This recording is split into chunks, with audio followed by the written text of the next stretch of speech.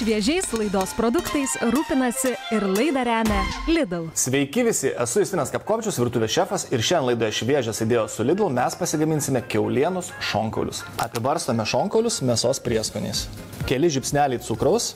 Na, o dabar laikas keliauti į masažo namus. Tyliai pakuždėk. Gerai, įtriname. Šonkaulius dedame ant sviesnių popierium padengtos skardos. Uždengiame foliją. Šonkaulius dedame į orkaitę 140 laipsnių temperatūroje 1,5 valandos. Šonkaulius ištepame glazūrą.